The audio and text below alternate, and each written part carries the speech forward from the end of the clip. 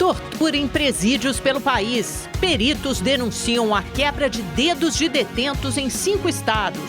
Reunião de lideranças de milícias no Rio de Janeiro termina em confronto. Jovem de 22 anos morre no fogo cruzado. O Rede TV News está no ar. Relatos chocantes mostram que a tortura ainda é uma prática comum em presídios de diversos estados brasileiros. A técnica de quebrar os dedos de detentos continua em vigor. Foi o que apontou uma denúncia feita pelo Mecanismo Nacional de Prevenção e Combate à Tortura. Veja na reportagem de Marcelo Espíndola.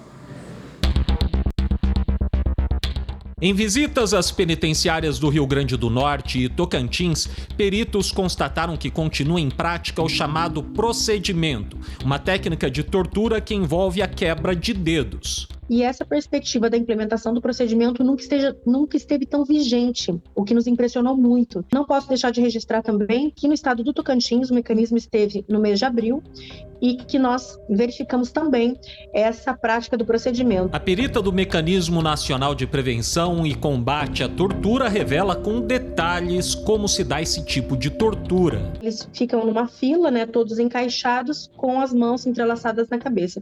E o que acontece depois é a entrada das forças especiais, sobretudo dessa força-tarefa, e, existe todo tipo de violência possível, através de gás de pimenta, através de balas de borracha e também, utilizando cacetetes ou congêneres para poder fazer essa lesão nessa parte dos dedos. Essa tortura foi constatada no massacre de Alcaçuz, no Rio Grande do Norte, em 2017. E segundo o órgão de direitos humanos que fez a denúncia, foi transmitida aos oficiais penais pela FTIP, a Força Tarefa de Intervenção Penitenciária, chamada hoje Focopen, que teria ampliado a prática em 2019. Essa foi uma força de intervenção criada apenas para momentos de crise, ela amplia as suas atribuições em 2019, quando o então ministro da Justiça, Sérgio Moro, ele amplia essa situação, essa atuação da FTIP, na perspectiva de que eles, inclusive, deem treinamento para os agentes ou policiais penais de todos os estados. À época, Luiz Mauro Albuquerque, o atual secretário de Administração Penitenciária do Ceará, era apontado como um dos grandes nomes da força-tarefa. Quando a gente vai até o interno por ocasião das inspeções ou visita específica para isso, eles confirmam. E isso não é de hoje, por isso que eu digo que é sistemático, entende?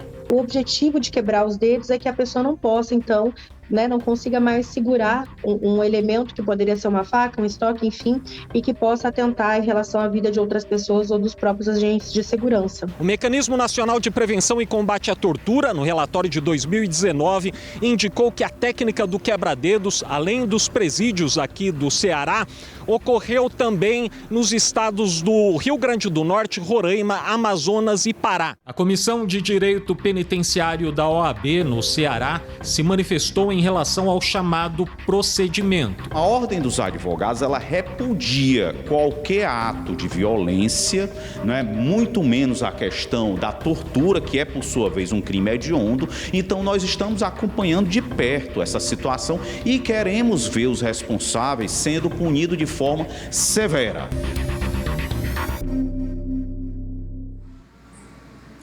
Em nota, a Secretaria Nacional de Políticas Penais, a Senapen, informou que tem conhecimento dos processos e que a Corregedoria é acionada sempre que há desvios de conduta. Já a Secretaria da Administração Penitenciária e Ressocialização do Ceará diz que repudia qualquer ato contra a dignidade humana. O secretário Mauro Albuquerque, citado na reportagem, não se manifestou. Também em nota, a Secretaria de Estado de Administração Penitenciária do Pará disse que apura os casos. Já a SEAP do Amazonas informou que a denúncia não condiz com a realidade do sistema e que não há nenhum caso de tortura formalizado. O mesmo argumentou a Secretaria de Justiça e Cidadania de Roraima. Já a Secretaria da Administração Penitenciária do Rio Grande do Norte disse que encaminhou para apuração as possíveis violações no sistema. O governo do Tocantins informou que não vai se manifestar sobre o caso. A assessoria do senador e ex-ministro da Justiça, Sérgio Moro, informou que não existe relação do senador com o caso e que qualquer referência ao seu nome é mentirosa. Mais um homem foi preso suspeito de participar do ataque que deixou 2 adolescentes mortos na Escola Estadual de Cambé, no Paraná. Este é o 4º preso suspeito de envolvimento. O caso corre em sigilo e não se sabe o papel de cada um deles no ataque. Na última segunda-feira, um ex-estudante invadiu a Escola Estadual Professora Helena Collodi e matou um casal de namorados. Um dia depois da prisão, ele foi encontrado morto na cela. A polícia investiga o assassinato de 2 mulheres na Grande Belo Horizonte e o desaparecimento da filha de uma delas, uma criança de 7 anos. Kathleen Oliveira, de 29 anos, estava acompanhada da filha quando foi abordada dentro do salão de uma amiga em Sabará. Imagens da câmera de segurança de um posto policial flagraram o momento que a mulher conseguiu sair do carro em movimento. Ela foi perseguida e executada a tiros. Os autores fugiram, levando como reféns a criança e a dona do salão, Ana Raquel de Brito, de 32 anos. O corpo da cabeleireira foi encontrado na madrugada de hoje, dentro do mesmo carro, às margens da BR-040, em Contagem, também na região metropolitana de BH. A menina de 7 anos, filha de Kathleen, é considerada desaparecida. Equipes da Polícia Civil fazem buscas em endereços de familiares. Há 3 meses, Kathleen Oliveira foi espancada por um grupo que seria ligado ao ex-companheiro dela, o traficante Sildirley Acácio Machado, que cumpre pena em uma penitenciária de segurança máxima no norte de Minas. Antes das agressões, ela denunciou em uma rede social que o atual namorado teria sido morto a mando do ex. Mas a polícia ainda investiga qual seria a motivação dos crimes. No Rio de Janeiro, um jovem morreu durante uma ação da Polícia Civil contra a milícia. Os agentes entraram em confronto com os criminosos que estariam reunidos com as principais lideranças do crime na zona oeste da capital fluminense. 4 suspeitos foram presos. Os moradores de Paciência e Santa Cruz viveram uma noite de terror. Fica no chão! Dentro da própria residência, esta família tentava se proteger. Já nas ruas, os bandidos incendiaram um ônibus. Tacaram fogo no ônibus aqui, Cesarão, bala voando. O confronto aconteceu durante uma operação da Polícia Civil, que tinha como alvo Luiz Antônio da Silva Braga, o Zinho. Foi ele quem assumiu a organização criminosa após a morte do irmão, o Wellington da Silva Braga, o Eco, em 2021. Zinho estaria em reunião com lideranças da milícia que atuam na zona oeste do Rio. Segundo a polícia, os bandidos estavam fortemente armados e se preparavam para iniciar uma guerra com grupos rivais. Durante o confronto, Zinho conseguiu fugir. Na ação, Guilherme de Souza, de 22 anos, foi baleado. Ele morava na comunidade Três Pontes, também na Zona Oeste, onde trabalhava como entregador. Guilherme foi socorrido por policiais, mas não resistiu. Os militares acusam os agentes pela morte do jovem.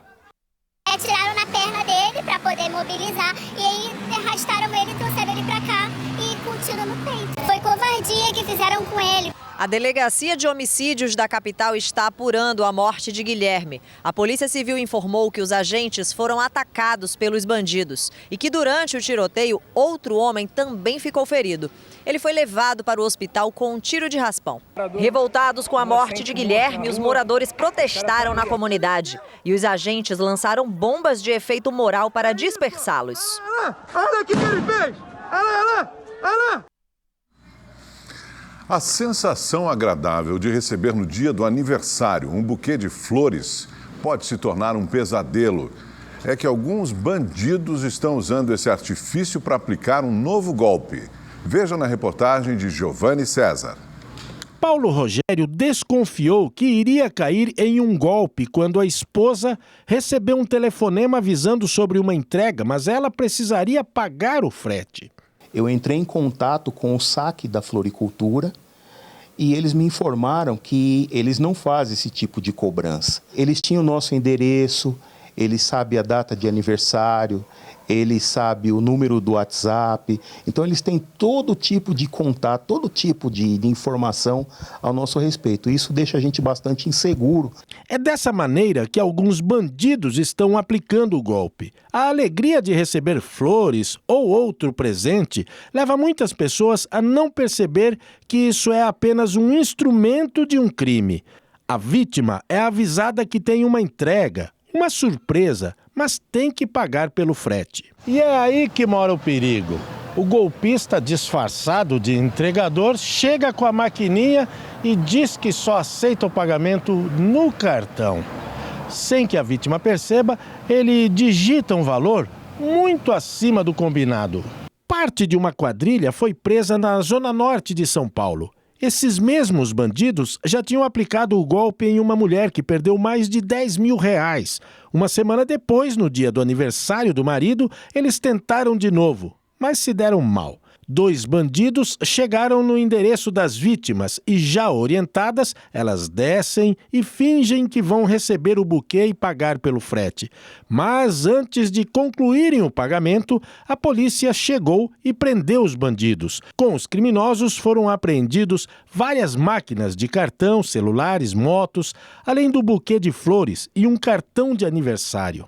Este especialista em segurança alerta que jamais pagamentos devem ser feitos sem que o valor digitado seja consultado ou quando a máquina de pagamento estiver com o visor quebrado. Fala, olha, essa máquina está ruim, está quebrado o visor, venha com outra máquina para me fazer o pagamento. Ou posso fazer um pagamento via Pix, ou até mesmo pegar o valor com alguém da família, com alguém de casa, para não cair nesse golpe.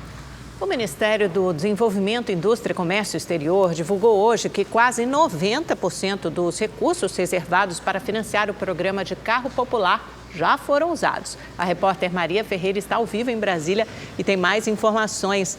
Oi, Maria, boa noite. Acho que não faz nem um mês, né, que esse programa foi lançado.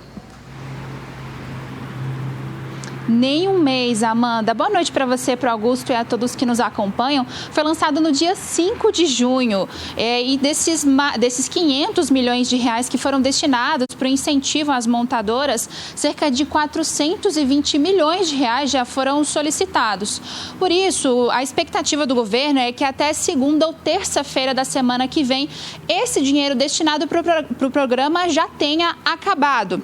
Vale lembrar que o Ministério prorrogou por 15 dias, portanto, acaba no dia 5 de julho esses incentivos, mas não aumentou a verba para que esses custos do barateamento dos carros populares sejam feitos. O programa ainda tem investido R$1 bilhão para a compra de caminhões e ônibus, mas para isso a frota antiga precisa ser tirada de circulação. Outra expectativa do governo federal é que mais de 120 mil carros tenham seus custos reduzidos durante essa vigência do programa. Quem quiser tem que correr, viu, para conseguir comprar até o comecinho da semana que vem. Eu volto com vocês. Obrigado, Maria. E dados divulgados pelo IBGE mostraram um aumento no número de veículos nos lares brasileiros, especialmente motos. Hoje, as motocicletas estão presentes em 25% das casas. É bastante. Aqui em São Paulo, entre janeiro e abril deste ano, as vendas de motos aumentaram 30%. E a melhora na economia foi um dos principais fatores para aquecer esse setor. Douglas já tem 2 motocicletas em casa. Acabou de comprar mais uma e à vista. Moto, quando você vai tendo, você fala, agora falta um daquele modelo, agora eu quero aquele estilo. Então tem uma custom, uma esportiva e uma scooter. Cada um para uma finalidade. A custom para longas viagens. A esportiva para ter um pouco de adrenalina no final de semana. E a scooter para andar na cidade. Além disso, o aumento da frota de 2 rodas se deve principalmente pela economia do combustível em relação aos carros e pelo preço dos veículos. Há poucas semanas, Thiago vendeu a moto usada para comprar uma 0 km. Sim, muito mais em conta, né? 20% a 30%. Um valor que eu daria de entrada num carro, eu dou numa moto. Segundo a Federação Nacional da Distribuição de Veículos Automotores, a FenaBrave, o modelo de moto com 160 cilindradas é o mais comercializado do ano e custa a partir de R$16 mil. Já o carro popular mais barato, do tipo 1.0, não sai por menos de R$68 mil. A tendência é que o mercado siga em alta, pois a motocicleta é um veículo ágil, econômico e com baixo custo de manutenção. O brasileiro hoje utiliza a motocicleta como um veículo principal ou alternativo nos deslocamentos, assim como um importante instrumento de trabalho para os serviços de entrega. Segundo o Detran, entre janeiro e abril deste ano, foram emplacadas quase 75 mil novas motocicletas no estado de São Paulo. O número é 30% maior em comparação ao mesmo período do ano passado, quando cerca de 57 mil foram registradas. Ainda de acordo com o órgão estadual de trânsito, a frota no estado conta hoje com quase 5 milhões de motos. Esta loja, na zona sul de São Paulo, chega a vender quase 500 unidades por mês. Com tantos benefícios, Gienison quer trocar de veículo e a opção da vez não será o carro. Ele está pensando numa moto novinha. Eu já tenho um carro, mas eu sou mais fã de moto, por causa do trânsito. São Paulo, o trânsito é muito, né? Então a moto é mais viável, né? Deputados e governadores devem intensificar nos próximos dias as negociações em torno da reforma tributária. O texto foi apresentado ontem, um texto preliminar pelo relator, deputado Aguinaldo Ribeiro. Aguinaldo Ribeiro manteve parte do que estava previsto no relatório da Comissão da Reforma. Deixam de existir o IPI, o PIS, a COFINS, o ICMS e o ISS. E passa a valer o IVA, Imposto sobre Valor Agregado, que será dividido em uma contribuição sobre bens e serviços, a CBS, que será administrada pela União, e o Imposto sobre Bens e Serviços, o IBS, gerido pelos estados e municípios. O CBS e o IBS serão cobrados no local de consumo. Os tributos terão alíquotas diferenciadas para setores que atendem a população, como o transporte público, serviços de saúde e educação, produtos da cesta básica e atividades culturais. O relator afirma que as mudanças vão ajudar a reduzir a cobrança em cascata. No sistema atual hoje, a carga tributária ela faz parte da composição do preço do produto.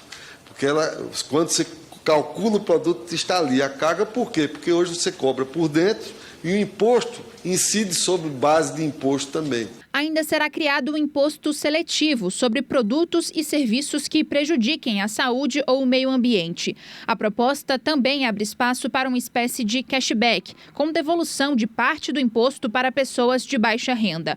As normas seriam definidas em lei complementar. O texto recebeu elogios, mas ainda existem polêmicas. A principal é sobre a cobrança dos impostos no destino. Governadores do Sul e Sudeste concordam com a proposta. Já os estados do Norte, Nordeste e Centro-Oeste cobram uma compensação. Eu não tenho nenhum problema em apoiar uma reforma tributária em que tenha, por exemplo, só a cobrança no destino, mas desde que haja essa compensação dessas perdas que as empresas e o estado do Amazonas terão. O princípio de tributação no destino já está internalizado e nós somos favoráveis a isso. Mas você perca a arrecadação no início, no médio e longo prazo você ganha. Então vai ser bom para o Brasil e vai ser bom para o próprio estado de São Paulo. A proposta também prevê a criação de um Fundo Nacional de Desenvolvimento para reduzir desigualdades regionais e sociais de aproximadamente 40 bilhões de reais. Os estados querem 75 bilhões. É bem possível que nos próximos dias esse valor anual do fundo seja modificado e seja até mesmo aumentado. A tendência é que as desigualdades regionais sejam atenuadas aos poucos. Afinal, esse é um dos princípios, uma das diretrizes da reforma tributária. O Supremo Tribunal Federal retomou o julgamento do piso salarial da enfermagem de R$ 4.750. O ministro Dias Toffoli votou pela regionalização do pagamento para funcionários da iniciativa privada. O ministro Alexandre de Moraes acompanhou o voto. Na semana passada, os ministros Gilmar Mendes e Luiz Roberto Barroso apresentaram um voto conjunto confirmando a decisão que restabelece o piso, mas propondo negociação coletiva para o setor privado. Já o ministro Edson Fachin votou pelo pagamento integral do piso. A análise no plenário virtual vai até o dia 30 de junho.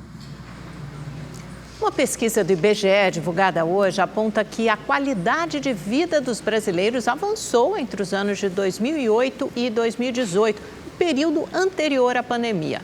Fatores como educação, acesso a serviços financeiros e aumento no padrão de vida estimularam a melhora.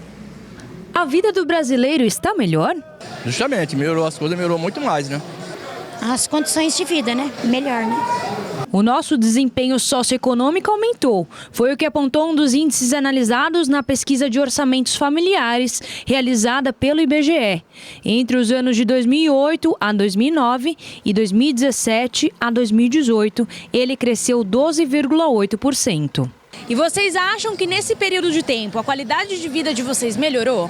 Muito, melhorou muito. É que eu aprendi a me virar sozinha, sem depender das pessoas. O maior acesso à educação, a serviços financeiros e um melhor padrão de vida foram os fatores que impulsionaram esse crescimento. 2 indicadores que são muito importantes nessa pesquisa, que ela destaca, que é o indicador de educação que melhorou no Brasil, né, a questão do acesso à escola, né, faz parte, inclusive, das metas observadas pelo Ministério da Educação. Então, avançou a questão da educação e também a gente tem a própria questão da bancarização da sociedade brasileira. Existia um número muito grande de brasileiros que não tinham acesso a serviços bancários e, por conta da inovação tecnológica, houve um avanço significativo. Um outro índice analisado pela pesquisa do IBGE foi o de perda de qualidade de vida. Quanto mais próximo de 1, pior. No período de 2008 a 2018, o índice caiu de 0,227 para 0,157, o que significa que, de modo geral, a qualidade de vida do brasileiro aumentou nesse período. O que a gente pode perceber é que realmente avançou. Gostaríamos que o avanço fosse mais significativo, fosse mais expressivo. Desigualdades de gênero e raça ainda são fatores que impactam muito na qualidade de vida dos brasileiros. No período de 10 anos analisado pela pesquisa do IBGE, a perda de qualidade de vida de pessoas brancas foi menor, enquanto para as pessoas pretas e pardas foi maior. Essa é uma tarefa bastante importante no Brasil, né, de se pensar como reduzir a desigualdade associada à questão raça e cor e à questão de gênero. Uma cena linda e emocionante viralizou nas redes sociais. O reencontro entre mãe e filho após dias de angústia. Uma cena que dispensa palavras.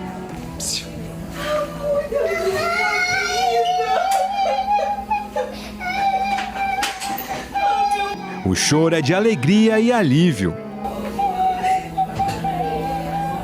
Esse abraço apertado entre mãe e filho demorou 16 dias para acontecer. Foi esse o tempo que o Gui, de 8 anos, ficou em coma por causa de uma pneumonia. Ao saber que o filhote tinha acordado, a mãe Tayane Gandra voltou correndo para o hospital na Barra da Tijuca, no Rio de Janeiro. O vídeo gravado pelo pai foi publicado na quarta-feira pela nutricionista e já rendeu mais de 60 milhões de visualizações. Tá agarrada com ele aqui. Ela já tinha retornado ali. O pequeno tem uma doença genética rara e a Tayane explicou essa condição. O Guilherme ele tem uma doença rara chamada epidermólise bulhosa distrófica, que foi detectada já no nascimento dele, já nasceu com algumas lesões abertas. Essa doença se caracteriza pela falta do colágeno 7. Ele não tem aquela proteína, aquela ligazinha que une a derme e a epiderme. Então a pele dele fica frouxa, fica solta. Então qualquer atrito, qualquer passada de mão mais brusca, o próprio coçar dele já tira a pele dele. Depois de emocionar o Brasil, é o Guilherme que se emociona vendo a história dele passar na TV. Você viu, Gui? Sim. Você tá chorando, filho? Agora é contar os segundos para mudar de roupa, deixar o hospital e se transformar no super-herói que todos querem ver.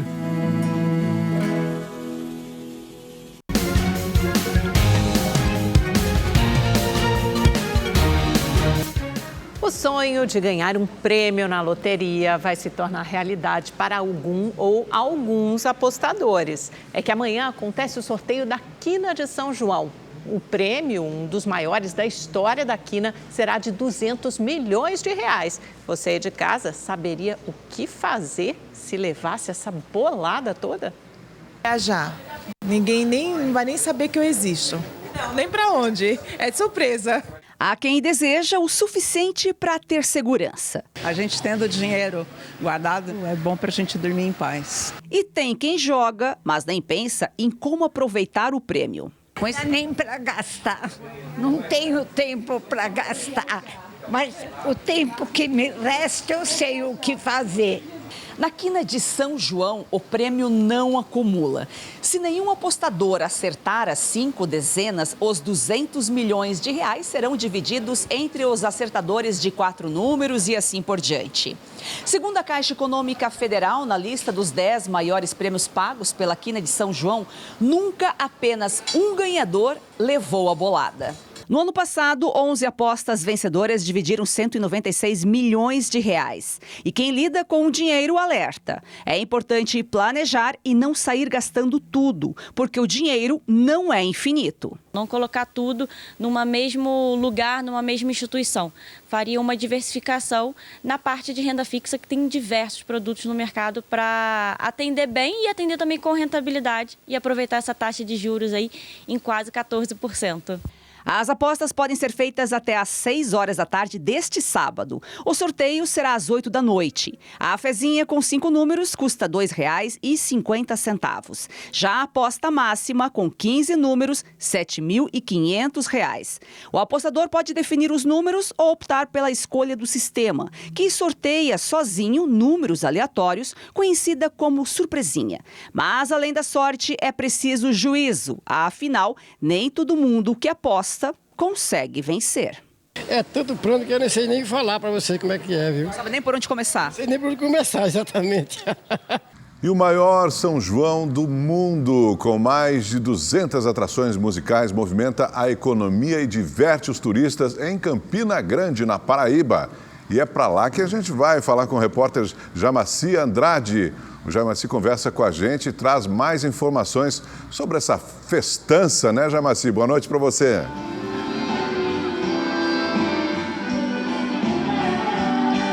Boa noite, Amanda, Augusto e todos que acompanham o Rede TV News. É isso mesmo, aqui em Campina Grande, a noite de São João começou no final da tarde com muito forró. É claro, a principal atração da noite é a cantora Elba Ramalho, que é paraibana. Estão sendo esperadas cerca de 60 mil pessoas só para essa área do palco principal, já que o Parque do Povo do maior São João do mundo tem diversos outros locais destinados apenas ao tradicional pé de serra, que é aquele forró tocado apenas com sanfona, zabumba e triângulo. Existe ainda uma cidade cenográfica que reproduz ruas de Campina Grande do século XIX. A área do maior São João do mundo tem 42 mil metros quadrados. É uma festa que também tem curiosidades. Uma delas é a realização do maior casamento coletivo do mundo. Tem ainda a maior quadrilha junina do planeta e o maior bolo do mundo, com 600 quilos e 42 metros de comprimento. A festa atrai mais de 3 milhões de turistas ao estado da Paraíba e movimenta mais de R$500 milhões na economia. A programação só termina no dia 2 de julho e começou a chover agora aqui, está fazendo muito frio, mas tem muita festa ainda pela frente. É só chegar. Obrigado, Jamaci. Grande abraço para você. Nos últimos 15 dias, 77% dos hospitais privados do estado de São Paulo registraram um aumento de crianças internadas com problemas respiratórios. Quem tem mais informações é a repórter Valéria Luizetti. Oi, Valéria, boa noite. A gente sabe que essa época do ano de inverno é para criança, eu tenho filho pequeno, é um horror. É todas as ides, sinusite, bronquiolite, tudo ataca. Boa noite, Amanda, Augusto e a todos que nos acompanham. O levantamento realizado pelo Sindicato dos Hospitais, Clínicas e Laboratórios do Estado de São Paulo mostrou que as internações de crianças com síndrome respiratória aguda não relacionadas à Covid-19 teve alta de até 39%. O levantamento foi realizado aí entre os dias 12 e 22 de junho com 79 hospitais particulares. O tempo médio de internação dessas crianças é de 5 a 10 dias. Já o número de crianças internadas em leitos de UTI teve um aumento aí de quase 20%. Esse aumento de doenças respiratórias, assim como você disse, agora no inverno é mais comum por conta do clima mais frio e da umidade relativa do ar mais baixa. Por isso, os especialistas recomendam que tanto adultos como crianças hidratem-se bastante e se alimentem o melhor possível. Amanda, Augusto. Obrigado, Valéria. E a nova fase da relação do Brasil com o mundo no governo Lula é assunto do comentário de Kennedy Alencar. A prioridade é a política externa, reconectando o Brasil ao mundo, depois do isolamento internacional dos anos Bolsonaro, é um dos grandes acertos do presidente Lula em 6 meses de governo. Nesse contexto, a viagem desta semana à Itália e à França merece um destaque especial. O presidente fez discursos de forte impacto global. A fala num evento com milhares de pessoas em Paris, na quinta-feira, foi histórica. Lula abordou a desigualdade social, as mudanças climáticas que ameaçam a vida na Terra e o combate à fome. O petista deixou claro que não são questões separadas, mas conectadas. Ele cobrou dos países ricos uma reparação financeira por terem devastado o meio ambiente do planeta nos últimos 250 anos, desde a Revolução Industrial. Só assim, os países ricos teriam autoridade moral para pedir a preservação da Amazônia, por exemplo. Lula afirmou que os países da América Latina e da África merecem uma reparação porque tiveram uma industrialização tardia. Alguns países nem se industrializaram. Com o Papa Francisco, Lula discutiu a guerra da Ucrânia em alto nível. Reativou uma articulação importante para tratativas de paz. Ele também cobrou uma reforma da ONU, a Organização das Nações Unidas. Os países que venceram a Segunda Guerra Mundial, como Rússia, Estados Unidos, Inglaterra e França, são os primeiros a violar a integridade territorial de outras nações, passando por cima da ONU, lembrou Lula. Por último, ele foi claro ao dizer que a União Europeia fez mudanças de última hora no acordo com o Mercosul e que essas alterações são inaceitáveis. Todos os discursos dessa viagem mostram porque Lula é, de fato, um dos grandes estadistas do século XXI. Medo e autocensura foram algumas das palavras que pesquisadores ouviram de servidores públicos questionados sobre como era trabalhar na gestão do ex-presidente Bolsonaro. Os detalhes estão no livro Desmonte e Reconfiguração de Políticas Públicas, lançado em Brasília. 3.000 pessoas perderam cargos de chefia no setor público no terceiro dia de governo Bolsonaro, em 2019. O número de representantes das Forças Armadas cresceu 122%, saltando de 2.700 no último ano de Michel Temer para 6.000 no segundo ano de Bolsonaro. Esses dados estão no livro Desmonte e Reconfiguração de Políticas Públicas, que o IPEA, Instituto de Pesquisa Econômica Aplicada, publicou a partir de 2 pesquisas. Ao longo de 3 anos, os pesquisadores entrevistaram quase 1.100 servidores. Essas pessoas estavam em um cadastro coletivo montado por entidades do funcionalismo para casos de crise em órgãos públicos. E relataram que viam tanto um projeto explícito de destruição do Estado, quanto uma desorganização e paralisia da máquina governamental com o objetivo de desmonte de políticas públicas. O termo desmonte, ele refletiu a percepção real dos gestores de políticas públicas, ele reflete o sentimento daqueles que viveram esse período de 2016 a 2022 e ele tem, portanto, ressonância com toda uma comunidade, não só de gestores de políticas públicas no Brasil, mas também de especialistas e pesquisadores, né? Medo, preocupação e autocensura foram expressões recorrentes nas entrevistas e muitos optaram pelo silêncio, por medo de perseguição. 1/4 dos entrevistados se preocupava com a proibição de procedimentos usuais, como o uso do sistema eletrônico, ferramenta obrigatória para registrar a rotina administrativa. Essas pessoas contaram que no governo Bolsonaro, a opção preferencial foi a rede privada, WhatsApp. Essa queixa beirou os 40%. Para os pesquisadores, isso sugere que a informalidade nos atos oficiais não foi casual. A ideia seria não deixar rastros de possíveis irregularidades na administração pública. A gente tem que recriar políticas, né? Quer dizer, eu entendo o governo agora, vamos reconstruir aquilo que estava funcionando, mas eu acho que a gente tem que dar muitos passos à frente, porque a sociedade hoje é bem diferente. Que a gente consiga fazer essa reconstrução pensando também em processos de, na linguagem de direitos humanos, o que a gente chama de memória, verdade, justiça e reparação. O Supremo Tribunal Federal começou hoje a analisar denúncias contra mais 45 pessoas acusadas de envolvimento com os atos antidemocráticos de 8 de janeiro. Os ministros poderão votar até o próximo dia 26. Entre os acusados estão o homem que foi filmado quebrando um relógio histórico no Palácio do Planalto e o que roubou a réplica da Constituição Federal no STF. Ao todo, a Procuradoria-Geral da República apresentou 1.390 denúncias. O Supremo Tribunal Federal já indiciou 1.245 acusados. E o Rede TV News fica por aqui. Uma ótima noite para você. Bom fim de semana. Boa noite para você e até amanhã.